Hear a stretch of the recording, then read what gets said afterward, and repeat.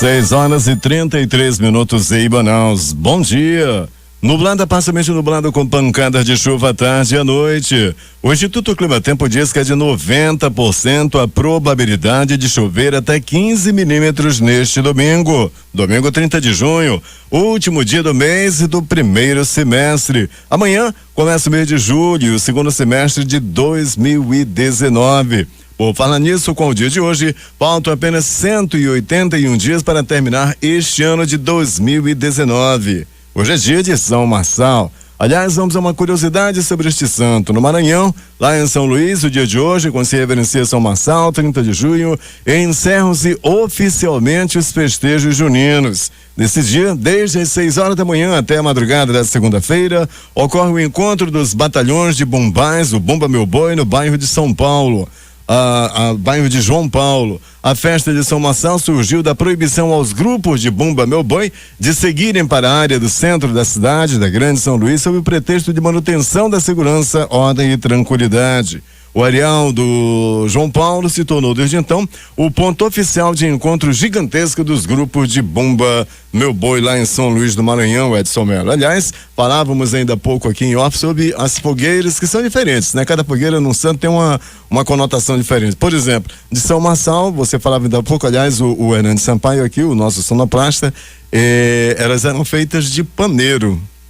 E o próprio Hernandes dizia: devia dar um trabalho danado para fazer um monte de paneiro para fazer as fogueiras, né? São as curiosidades da época junina. Vamos aos destaques de hoje no Jornal Cultural.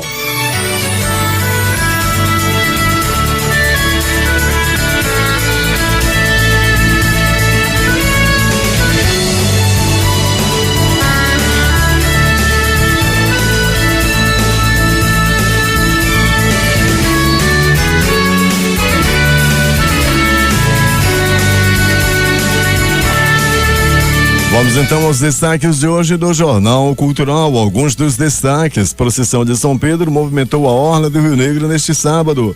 Bombás movimenta as galeras na segunda noite do Festival de Parintins. Mega Sena acumula e o prêmio vai a 34 milhões de reais na próxima quarta-feira. Copa América, vejam só, Uruguai e Peru empatam no tempo normal de jogo e o Peru vence nos jogos. Para mim, até aqui, os dois melhores nessa Copa América são exatamente o Brasil e o Uruguai, mas o Uruguai está fora. Hoje ainda, mensagem de paz, de amor, de fé e de esperança na sua difusora. Fique ligado, 6h36 em Manaus. Local. Centenas de pessoas participaram da tradicional procissão fluvial em homenagem a São Pedro na tarde de ontem. O santo, considerado padroeiro dos pescadores, atraiu uma multidão nas embarcações que fizeram parte do ato que percorreu boa parte da orla do Rio Negro em Manaus. Com o tema "Com São Pedro somos todos irmãos" e o lema "Cuidado com a vida, cuidado com o planeta", os fiéis, divididos em mais de 50 embarcações, cantaram, agradeceram e fizeram orações. A tradicional procissão fluvial em homenagem a São Pedro, padroeiro dos pescadores, ocorreu na tarde deste sábado aqui em Manaus, na orla de Manaus. Esse ano, o evento teve como tema "Com São Pedro somos todos irmãos". A procissão está na sua 70ª edição e, além da procissão, realiza também o concurso Barcos da Fé, que premia as 3 embarcações mais criativas e melhor ornamentadas no contexto da festa. Os barcos saíram do terminal pesqueiro da Pan Air por volta das 14 horas. Teve início o embarque fluvial e às 15 o percurso fluvial. E vamos falar de boi agora. A existência dos mais variados tipos de fé foi a aposta do Boi Caprichoso para a segunda noite de apresentações no 54º Festival Folclórico de Parintins, sob o tema "No Braseiro da Fé e Esperança, Minha Luz". O Bumbá Azulado foi o primeiro a abrir as celebrações, entrando na arena às 20 horas e finalizando sua apresentação com 2 horas e 23 minutos de duração. O Caprichoso apresentou a fé como o caminho e o destino das mais tradicionais, como aquelas que estão presentes nos templos e terreiros, até as crenças populares e costumes místicos, independente de qual religião se ancore. Na abertura, a Marujada de Guerra surgiu segurando velas, enquanto a cantora Mara Lima surgiu na arena ao lado de Davi Sayag, Príncipe do Boi, cantando a introdução da toada Matriarca. Na noite dedicada a São Pedro, o Garantido homenageou São João e pintou o bombódromo de vermelho e branco dentro do subtema Garantido Boi da Alegria do Povo, no tema Nós, o Povo. E avermelhou mesmo, com a clássica toada Vermelho de Chico da Silva, que emocionou o bombódromo, apresentada pelo levantador Sebastião Júnior. Viva São João foi a celebração folclórica, trazendo personagens alegóricos gigantes do festejo junino, como o célebre sanfoneiro Luiz Gonzaga, o rei do Baião, dançarinas de quadrilha, o batuqueiro do Boi Garantido, duas fogueiras e o próprio homenageado São João, que conduziu o Boi Garantido, o dono da festa, encarnado pelo tripa oficial, o Denilson Pissanã. E já que estamos falando dos bombais, vamos descobrir a origem dos bois, do Caprichoso e do Garantido, com o professor Djalma Vieira.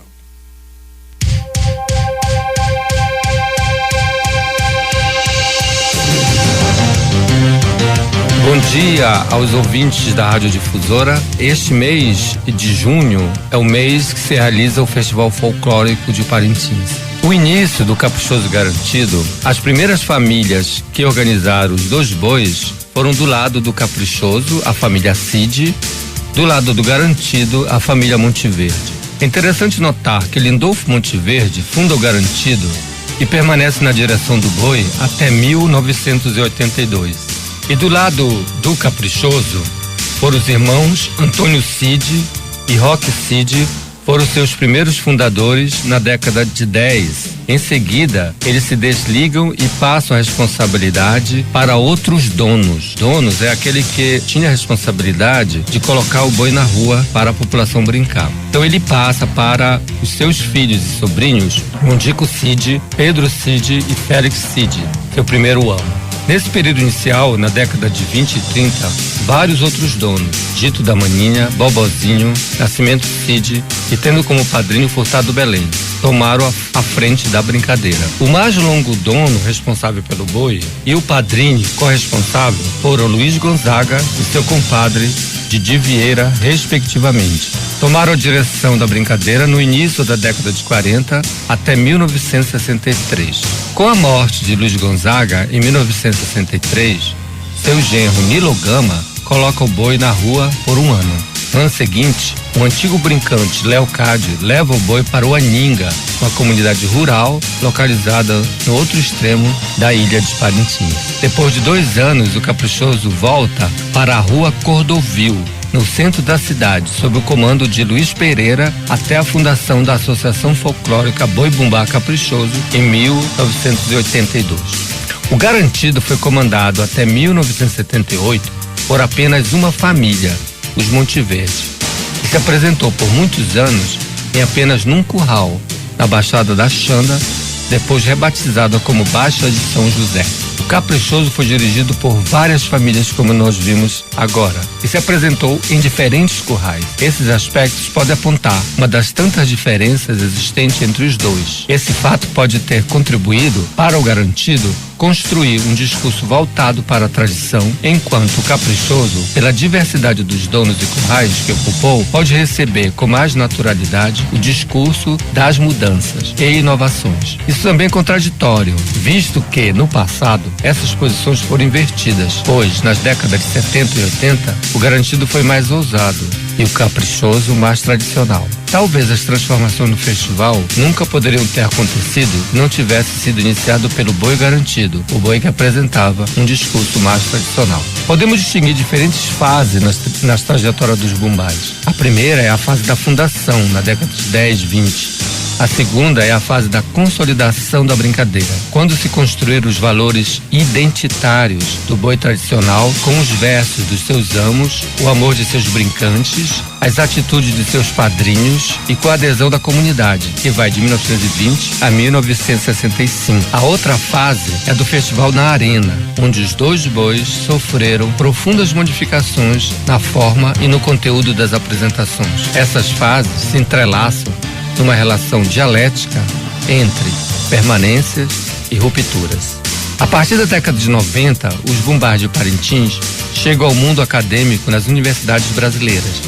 Suscitam estudos no campo da etnomusicologia, professor Braga, em 1993, no campo da ecologia, como uma visão de preservação, respeito à natureza, através das toadas, que serve de suporte para uma educação ambiental. Santos, 2001.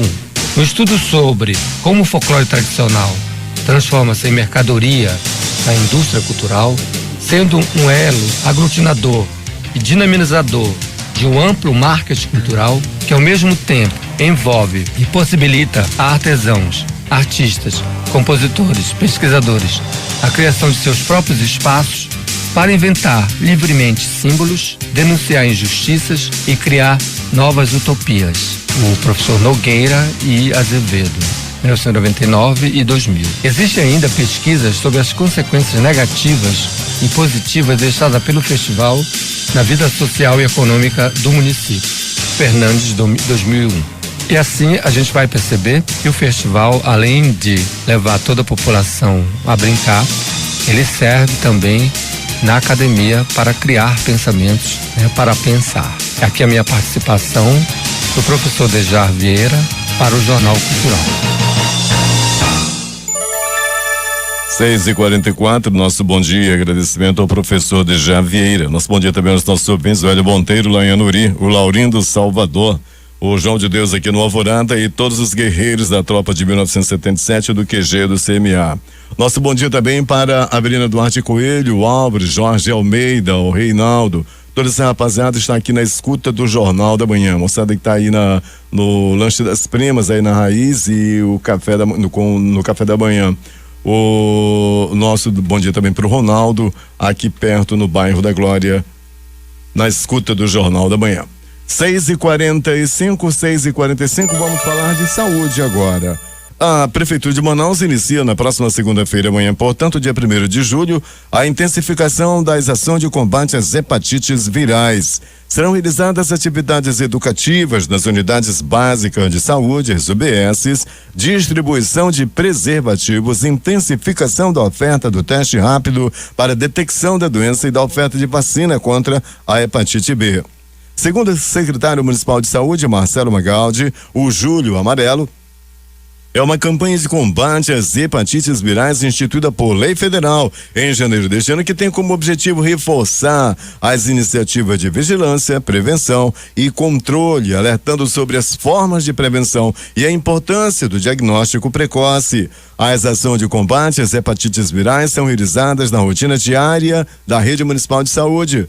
No mês de julho, o trabalho será reforçado para alertar a população sobre a gravidade da doença e a importância das medidas de prevenção que estão disponíveis de forma gratuita nas unidades de saúde. A hepatite é a inflamação do fígado e pode ser causada por vírus tipos A, B, C, D e E, ou pelo uso de alguns remédios, álcool e outras drogas, assim como por doenças autoimunes, metabólicas e genéticas, podendo levar a hepatite crônica, cirrose, câncer e causar a morte do paciente. Os tipos B, C e D são as formas mais graves, com transmissão por relação sexual desprotegida, transfusão sanguínea e derivado do sangue, assim como compartilhamento de seringas, escova de dente, lâmina de barbear, alicate de unha e outros objetos pérfuro-cortantes. A chefe do Núcleo de Controle das Infecções Sexualmente Transmissíveis e Hepatites Virais da Secretaria Municipal de Saúde, enfermeira Rita de Cássia Castro de Jesus, explica que no Brasil os tipos mais comuns da doença são a hepatite A, que tem transmissão oral fecal de uma pessoa infectada para outra saudável ou por meio de alimentos ou água contaminada, e também as hepatites B e C. A Censa disponibiliza vacina contra a hepatite A para crianças de até 2 anos, que são as mais vulneráveis no que se refere a esse tipo de hepatite. Também tem tratamento e pode ser curada. Como é uma doença que na maioria dos casos não apresenta sintomas, a enfermeira alerta que a principal preocupação é com o diagnóstico tardio, que pode dificultar o tratamento.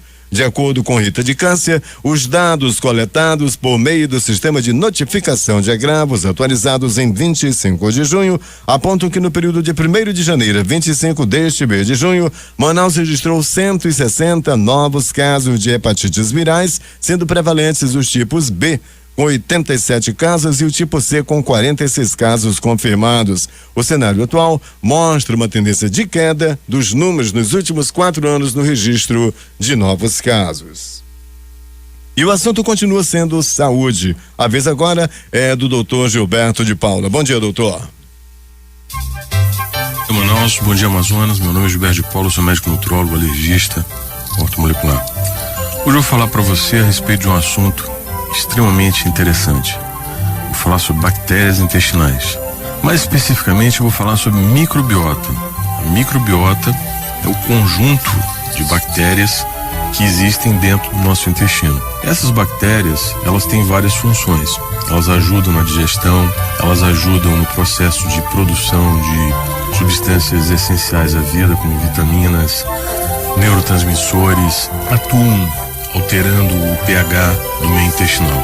O mundo todo, em especial o mundo industrializado, mais especificamente Estados Unidos e Inglaterra, tem gastado mais de 2 bilhões de dólares em pesquisas a respeito dessas bactérias. Muitas delas podem ser utilizadas mesmo como tratamento, em especial crianças portadoras de autismo, pessoas que já fizeram uso repetido, contínuo de antibióticos, pessoas que têm problemas muitas vezes emocionais, podem ser afetados por desequilíbrio da flora intestinal. As bactérias, elas para funcionarem de forma adequada é necessário que o indivíduo tenha também uma alimentação adequada. Então, conforme o tipo de alimentação que o indivíduo tem, vão proliferar um tipo ou outro de bactéria em relação ao tipo de alimentação que a pessoa faz. É muito importante esse trabalho da educação alimentar, da nutrologia, no sentido de orientar as pessoas a comerem aqueles alimentos que realmente têm propriedades de fomentar, de favorecer o crescimento das bactérias boas intestinais. Essas bactérias, elas são uma herança que a gente recebe das nossas mães quando, do momento da passagem do canal do parto, ou seja, as bactérias que vivem no canal do parto, na vagina, ela passa para os bebês e dessa forma os bebês acabam recebendo uma inoculação dessas bactérias logo ao nascer. Aqueles indivíduos que nascem de cesariana, eles não vão receber essa inoculação. Essa inoculação ela vai ser feita através da amamentação, é a segunda chance que o indivíduo tem de receber as bactérias da sua mãe. Porém, os indivíduos que ao nascerem em parto cesariano e não são amamentados, existem estudos mostrando que os indivíduos que não têm esse benefício ao nascer, né, de passar pelo canal de parto e ser amamentado, esses indivíduos eles vão ter problemas de saúde futuros relacionados a alergias, a doenças autoimunes, uma série de outros problemas de saúde, assim como vão ter uma imunidade diminuída. Hoje em dia é muito comum nós vermos as pessoas terem problemas de desequilíbrio nas bactérias intestinais. Por isso, muitos médicos que têm essa informação passam a suplementar a dieta dos seus pacientes quando eles percebem que existe a necessidade de fazê-lo, e eles dão bactérias boas, que são chamadas de lactobacilos. Entre outras, existem os lactobacilos, existem os bifidobactérios, existem algumas leveduras que podem ser utilizadas também para tratar o desequilíbrio da flora intestinal.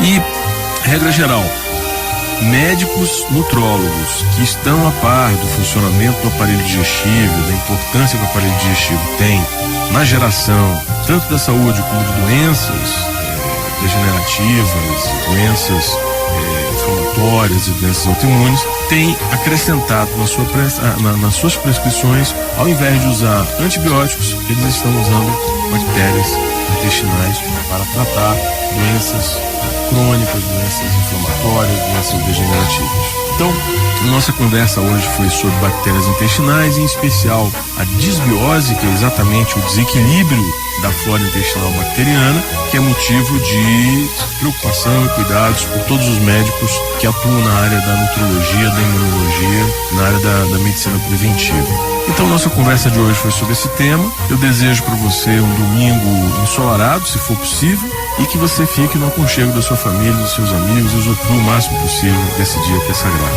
Se Deus quiser, no próximo domingo, faça chuva, faça sol, nós estaremos aqui com você na Rádio Difusora. Um forte abraço. São 6 horas agora e mais 52 minutos em Manaus, e é com muito prazer que nós apresentamos agora o quadro Grandes Nomes do Amazonas, hoje destacando o nome do doutor Moura Tapajós.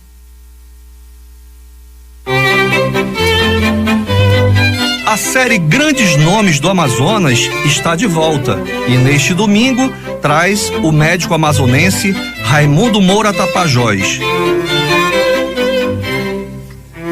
Raimundo Moura Tapajós nasceu em Manaus no dia 26 de dezembro de 1915. Era filho de Virgílio Tapajós e Teotonília Moura Tapajós. Logo em sua infância, perdeu o pai aos 8 anos de idade e viveu dias difíceis, sendo criado pela mãe e mais 4 irmãos. A sua vida escolar foi toda em instituições públicas, a começar pelo Grupo Escolar Ribeiro da Cunha e em seguida a Escola Barão do Rio Branco, aqui em Manaus. Moura Tapajós deu continuidade em seus estudos no Ginásio Amazonense Pedro II, onde aos 15 anos completou o curso.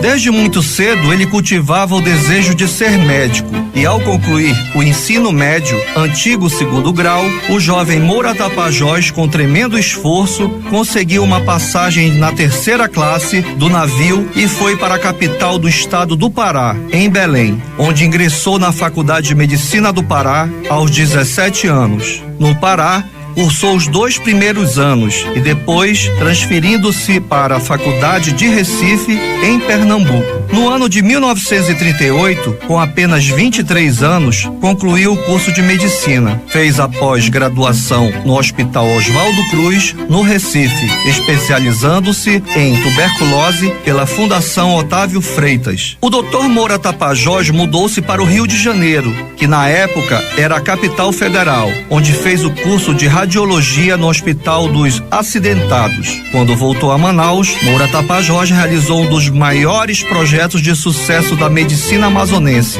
Ele fundou com outros colaboradores o Dispensário Cardoso Fontes, onde atuou como diretor e médico durante 24 anos, como voluntário, sem receber qualquer tipo de pagamento. No Amazonas, dedicou longos anos como médico no Serviço de Socorro de Urgência do Estado, entre 1943 e 1962. Em 1950, Moura Tapajós e sua equipe fundou o Sanatório Adriano Jorge, hoje Hospital Adriano Jorge, onde trabalhou como chefe de clínica e médico durante 10 anos. Ele também deu a sua contribuição profissional na Sociedade Beneficente Portuguesa de 1951 a 1984, como médico do Banco do Brasil e também da Assembleia Legislativa do Estado do Amazonas, na década de 1970. Ao longo de sua vida, foi homenageado por diversas vezes. Recebeu as medalhas do Governo do Amazonas em 1982 e a Medalha de Ouro do Mérito Rui Araújo,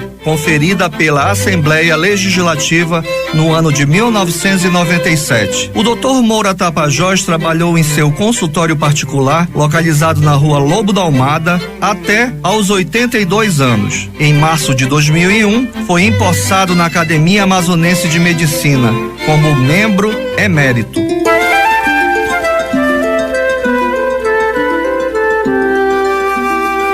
O Dr. Moura Tapajós faleceu em abril de 2005, aos 90 anos de idade.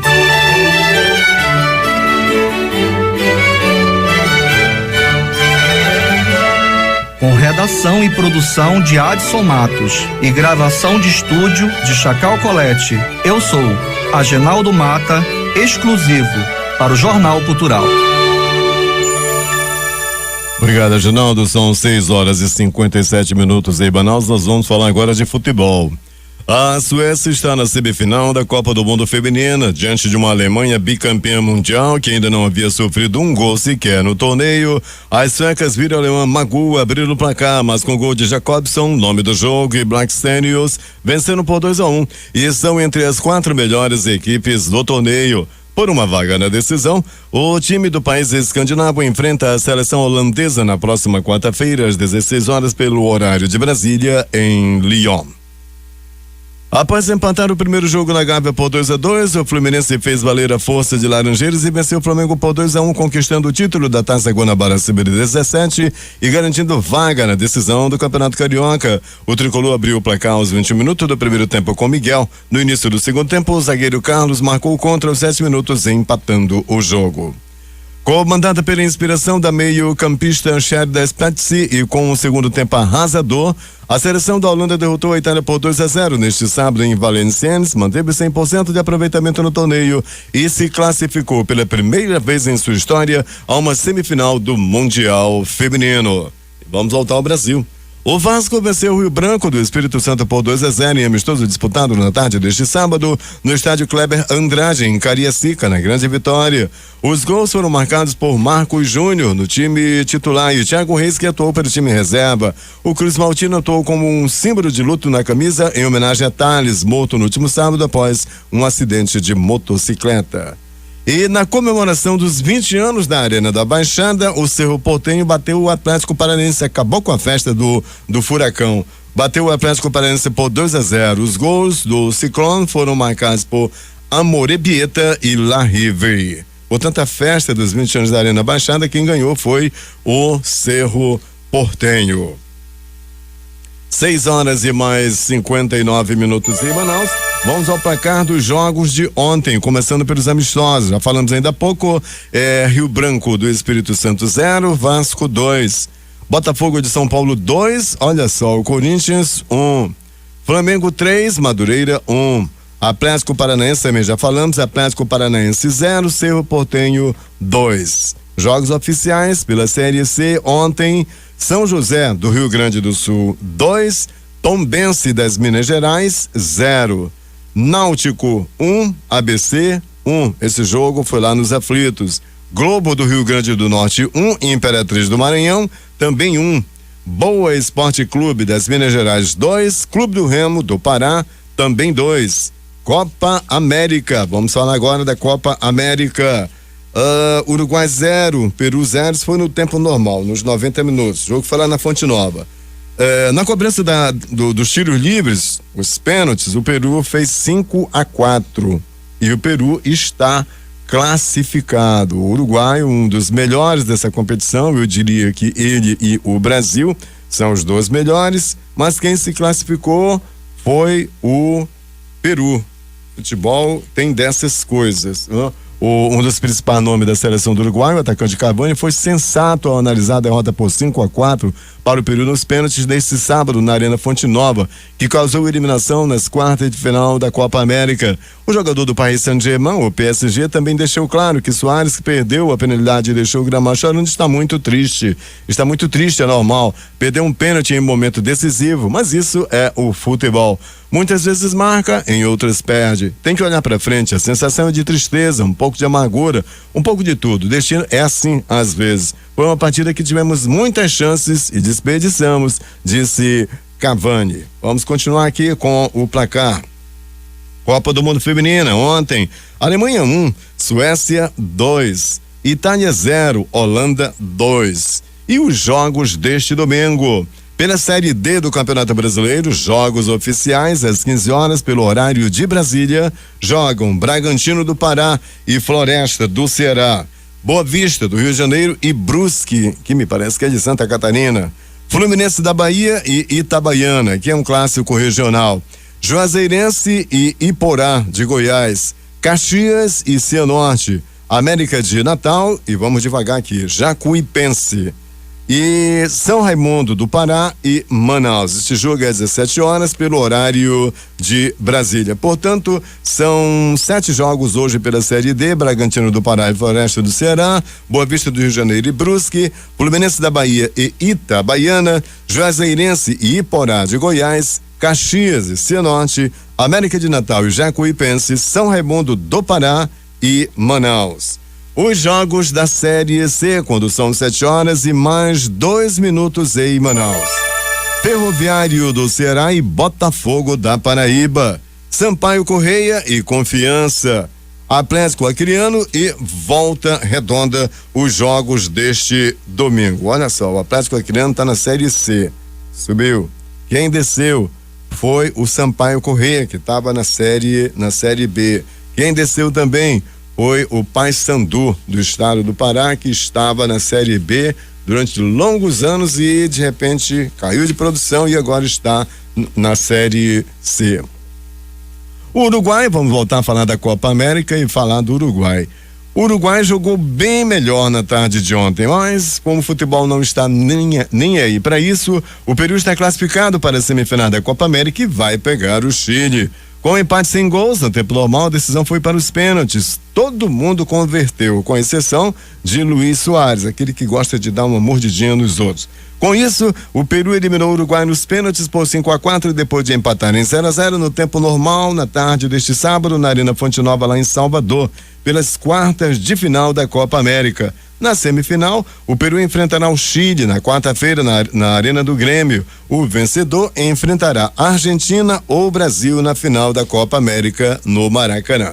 Por falar em Brasil, titular apenas na terceira partida do Brasil, Everton é um dos artilheiros da Copa América, ao lado de mais 9 jogadores, todos os 10 empatados com 2 gols na competição. E lidera à frente de ninguém menos que Messi. A estatística de dribles numa competição marcada por poucos gols e jogadas individuais. Cebolinha, como ele é chamado, levou a melhor em 16 tentativas de dribles e contra os adversários completou 64% das vezes em que enfrentou os marcadores, 3 vezes a mais do que o craque argentino.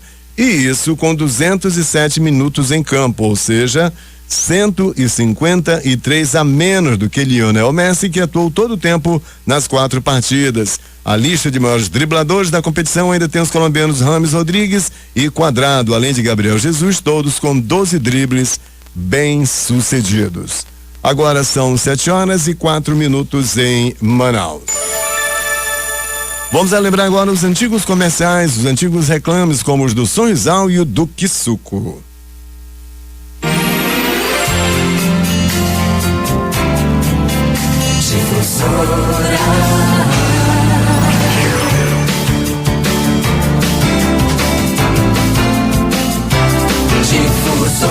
Beber, bebi, comer, comi e tudo mais e muito mais. Sofrer, sofri, gemer, gemi e até pensei nunca jamais.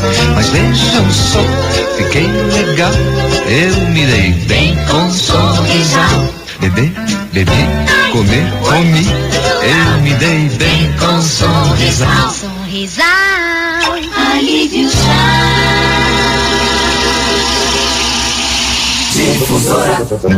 Quissuco o Vita, que bom que chegou. O Vita, provou e gostou. Experimente a gostosura que é o Vita, o novo sabor Quissuco. Com delicioso sabor de uvas, você vai repetir e repetir. Um envelope dá 10 copos de prazer, sem precisar pagar depósito nem devolver vasilhame. Tome Quissuco o Vita bem gelado, fácil de fazer, gostoso de beber. Quissuco o Vita, que bom que chegou.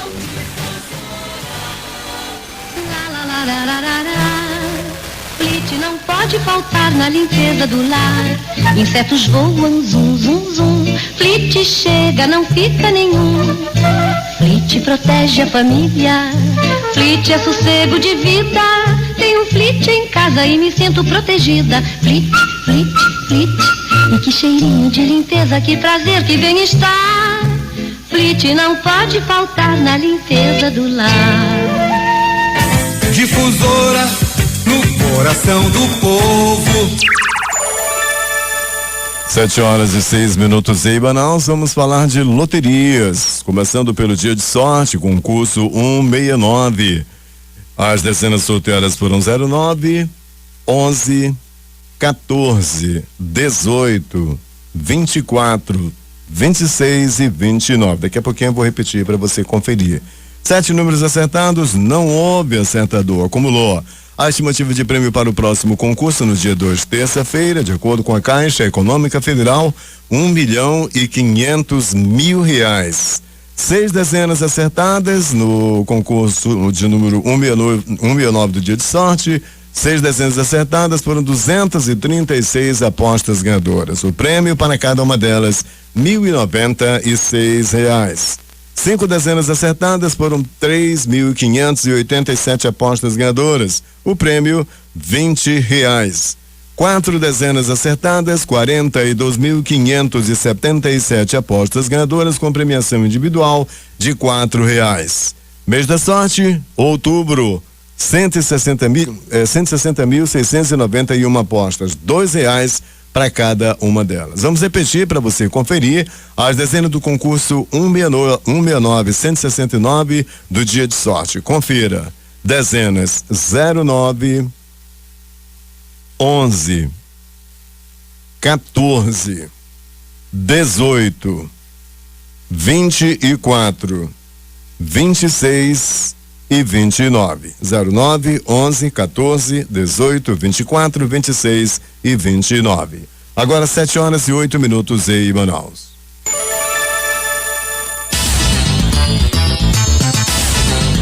Vamos agora falar de Dupla Sena em seu concurso de número 1954. Acumulou em ambas as faixas de premiação. E a estimativa de prêmio para o próximo concurso, de acordo com a Caixa Econômica Federal, a ser realizado no dia 2, a próxima terça-feira, 2.700.000 reais.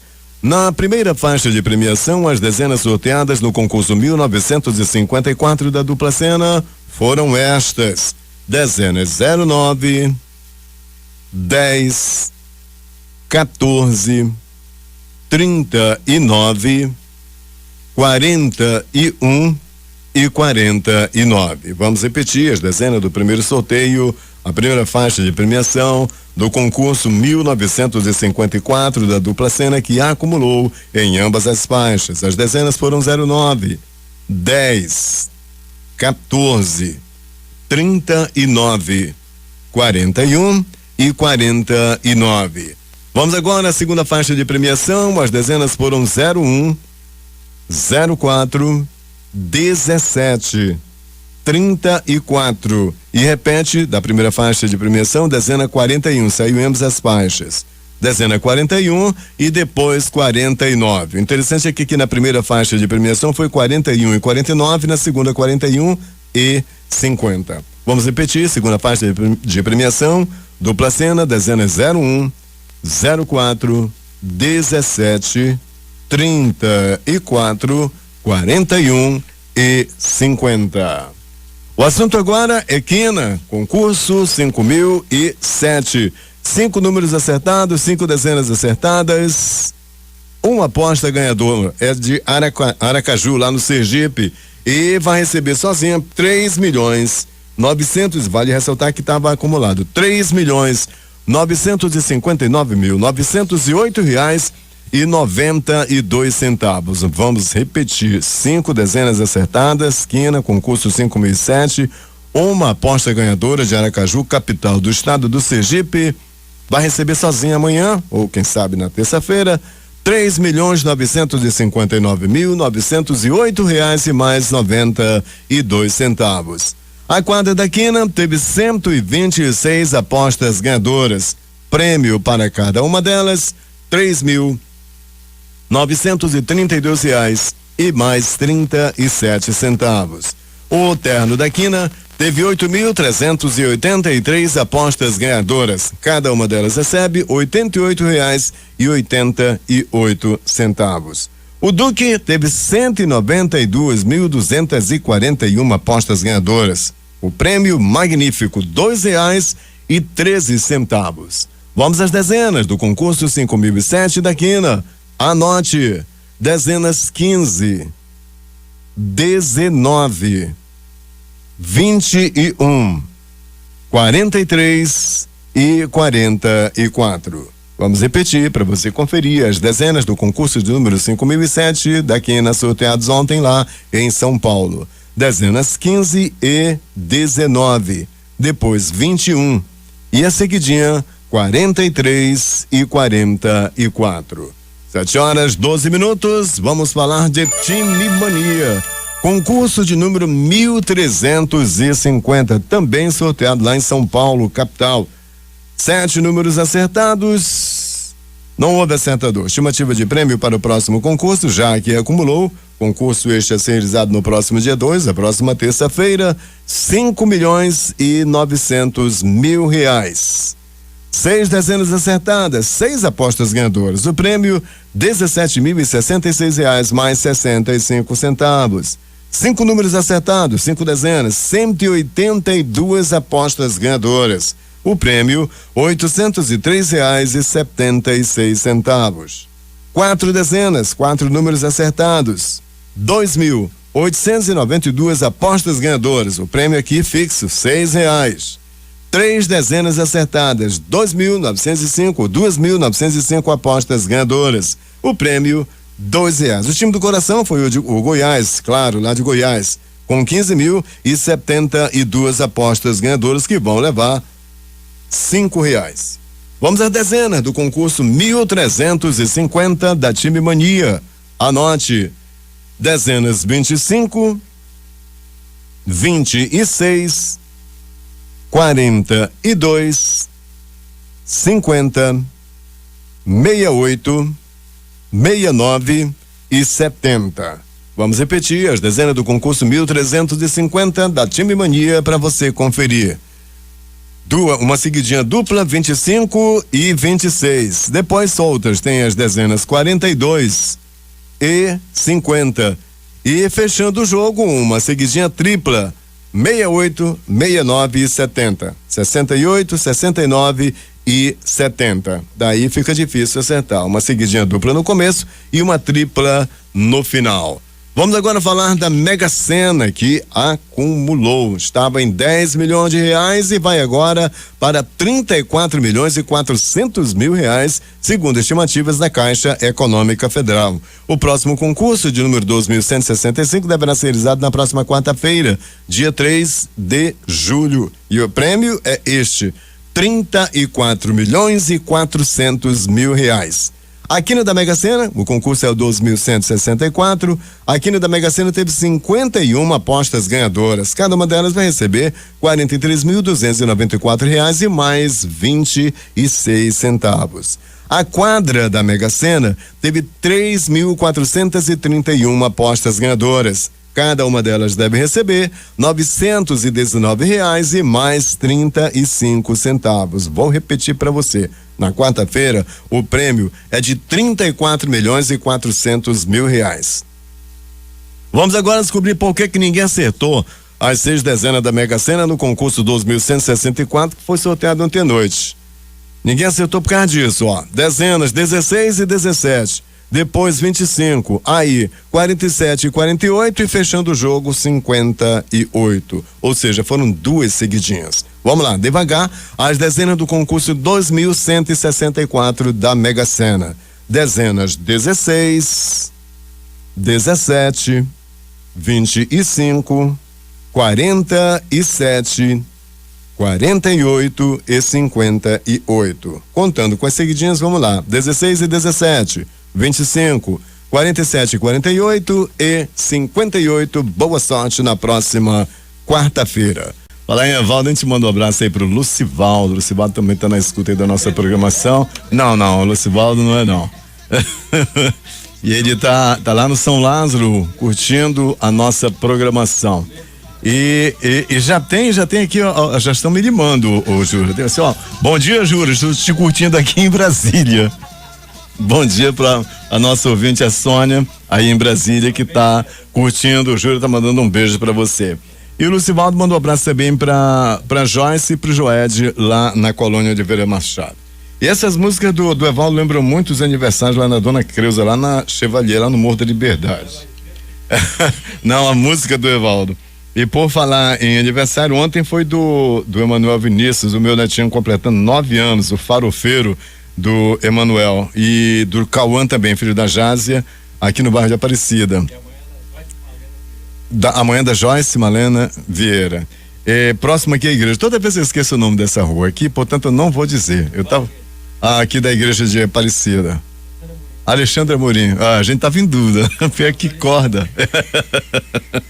Então, um abraço forte aí para os meus compadres, aí para Cláudio, pro Neném, pro Zecão, pra Paulo, pra todo mundo aí. Ontem foi um aniversário maravilhoso pra Chiquinha, o aniversário ontem do Emanuel Vinícius. Bom dia aí pro Igor, bom dia pra toda a rapaziada, meu afilhadão. Um bom domingo pra vocês, tá? Nós vamos às últimas notícias agora do Jornal Cultural, edição deste domingo. O Paulo Guerra tá ouvindo, tá? Ele tem saudades. Vamos às últimas notícias então. Após fechar um acordo de livre comércio com a União Europeia, o próximo passo a ser dado pelo Mercosul é buscar um tratado semelhante com a Associação Europeia de Livre Comércio, bloco formado pela Noruega, Suíça, Liechtenstein e a Islândia. A informação é do ministro das Relações Exteriores, Ernesto Araújo, que conversou sobre isso com o jornal O Globo, durante uma escala que fazia em Fortaleza. Portanto, são blocos diferentes, a União Europeia e o EFTA, a Associação Europeia de Livre Comércio, que engloba a Noruega, a Suíça, o Liechtenstein e a Islândia. Ainda na área internacional, o presidente dos Estados Unidos, Donald Trump, não é o Trump, é o Donald Trump, e o líder norte-coreano Kim Jong-un se encontraram neste domingo na zona desmilitarizada que fica entre as duas Coreias. Trump estava na Coreia do Sul desde sábado, após o encerramento do G20. Após um simbólico aperto de mãos, Trump cruzou a fronteira e se tornou o primeiro presidente dos Estados Unidos a pisar em solo norte-coreano. E a última vem de futebol. Uma equipe de 10 servidores da Secretaria Municipal de Saúde de Porto Alegre fez um mutirão na madrugada da última sexta-feira para vacinar os 64 integrantes da delegação da Seleção Brasileira contra cachumba. Segundo informações da Prefeitura, jogadores, funcionários, dirigentes e comissão técnica receberam uma dose da vacina tríplice viral para proteção contra o sarampo, a cachumba e a rubéola, após médicos da CBF detectaram um caso de cachumba no atacante Richarlison. Vai ser o Quevedo? Próximo domingo. O trabalho da equipe médica teve início por volta de 1h30 da madrugada no hotel onde a Seleção Brasileira estava hospedada na capital gaúcha. Logo depois de eliminar o Paraguai da Copa América nos pênaltis, os jogadores receberam atendimento antes de irem aos quartos para dormir. A ideia da vacina foi tomada em conjunto pela equipe médica da seleção com a Secretaria de Saúde para evitar novos casos da doença no grupo. A seleção todinha com cachumba, para evitar cachumba na seleção. 6h36. Vou embora, vou saindo. A edição de hoje teve a técnica do Chacal Colete Hernandes Sampaio, a participação de Aginaldo Mata, de Javira Jurandir Vieira, a apresentação de Eduardo Silva, e a nossa próxima edição acontece às 5h45.